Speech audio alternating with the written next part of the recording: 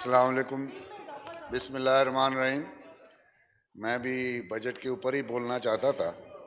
पता नहीं हमारे मुल्क डिफ़ॉल्ट हो गया या नहीं हुआ। मेरे ख्याल में हमारा मुल्क अखलाकी तौर पे डिफ़ॉल्ट कर चुका है। हम बड़े दावे करते हैं कि जी ये हो गया वो हो गया। आप आसपास देख लें, अपने शहरों में, अपने देहातों में, अपने महफिलों में, क्या हम पाकिस्तानी हैं?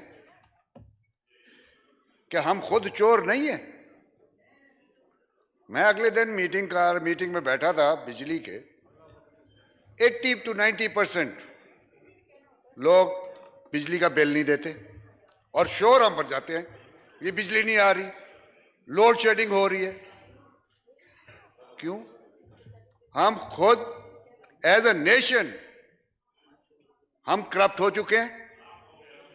हमें पहले तो चाहे इलेक्शन हो या बजट हो, पहले हमें बिठा के हमें अखलाकियात के ऊपर दस देना चाहिए किसी को। हम कहने के लिए तो हम सब पाकिस्तानी मुसलमान हैं, वी आर वर्स्ट, दुनिया में हम बदनाम हैं।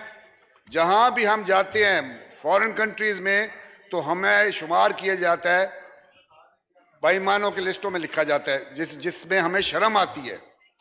लंदन जाओ तो वी आर कॉल्ड पाकीज, कहीं और मुल्क में जाओ तो यही हमको कहा जाता है। रिश्वत का ये है, और ये टीवी पे सबको अख्तियारात है कि जी पॉलिटिशियन को गालियां दो, सबको, चाहे वो मेंबर किसी जमात का हो, हर कोई गालियां खा रहा है। किसी लीडर के खिलाफ कोई बात कर ले, अगर आप उसके साथ ना इत्तेफाक करें, वो पार्टी वाले उसको गालियां शुरू कर देते हैं मीडिया में। ये सारा पूरे पाकिस्तान का ये माहौल हो गया। कोई पार्टी लीडर, कोई मेंबर, कोई पॉलिटिशियन इस चीज से महफूज नहीं है।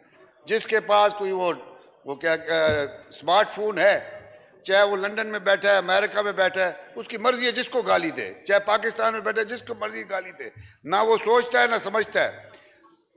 अगर पाकिस्तान को आपने सही करना है, ये आपके जो रस्तू बैठते हैं हर रोज टीवी पे 6 बजे से 12 बजे तक, ये टीवी बंद कर दें, ये 6 महीने बंद कर दें, ये सब मसला हल हो जाएगा। दूसरे, कोई इस किस्म का तजिया कार है, कोई ये है, कोई, हम सब बैठे हैं यहाँ, हमारे में पूछो सही कि हमारे में कौन है जिसको फाइनेंस का पता है?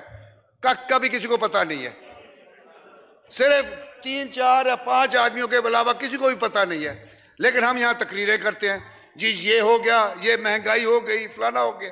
अगर आपने पाकिस्तान का हल सोचना है, अगर कोई ऐसा ताकतवर बंदा है, जितने भी फाइनेंस मिनिस्टर कोई 10 साल से लगते रहे हैं, उनको बिठाएं, एक कमरे में बिठाएं, चाहे पीपल्स पार्टी का है या नवाज लीग का है, चाहे मौलाना फजलुर रहमान साहब का है, चाहे पीटीआई का है, और जो अरस्तू बैठते हैं या टीवी पे हर रोज आप देखें कि इकोनॉमी के ऊपर बहस कर रहे होते हैं, उनको सबको बिठाएं एक कमरे में, उनको कहें एक पेज पे और हमें बताओ कि हमने पाकिस्तान को इसको किस तरीके से निकालेंगे। जो पार्टी भी कोई बजट ले आता है, जो भी आता है, हमने मुखालफत करनी है। इलेक्शन भी इसलिए नहीं हो रहे, जो गंद डला हुआ है आप जिस हुकूमत के ऊपर, जो अभी रूलिंग पार्टी है, वो भी अफोर्ड नहीं कर सकती इलेक्शन के लिए, क्योंकि सारा बार इनके ऊपर आ गया। लोगों को यह बावर कराया जा रहा है कि जनाब महंगाई भी इन्हीं की वजह से आई है। भाई महंगाई अगर इन्हीं की वजह से आई है तो फिर सारे बैठे, सारे जितने जिनके अपने वो फाइनेंस के जो उनके रस्तू हैं, सारे लीडर बैठे, उनको बिठा के एक पेज पे रख ले आए। 1 हफ्ता लगे, 10 हफ्ते लगे, महीना लगे, अपना बजट बना के दें कि भाई IMF का सही हुआ या गलत हुआ, और everybody should share the burden.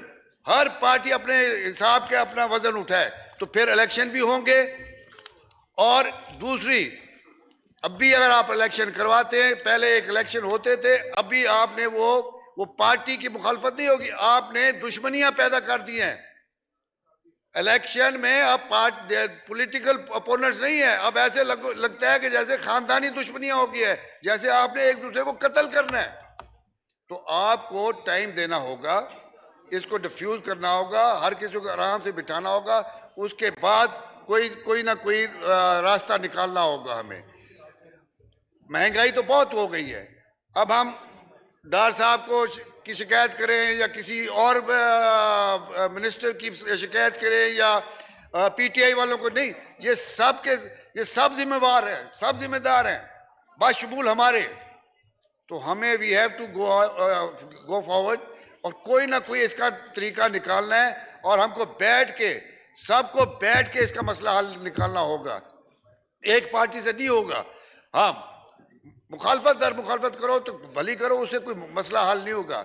मैं ये तजवीज़ इसलिए दे रहा हूँ कि अगर प्राइम मिनिस्टर साहब और सदर साहब या चीफ जस्टिस साहब ये सब बैठ के अगर सबको इकट्ठा कर सकते हैं और हफ्ता 10 दिन they should come up with suggestion, तो फिर ये मुल्क के लिए भी बेहतर होगा, हमारे इलाके के लिए भी बेहतर होगा। शुक्रिया जनाब। थैंक यू जनाब।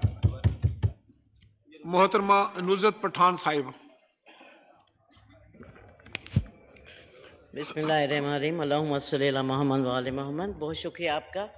मैं जब अभी आई तो किसी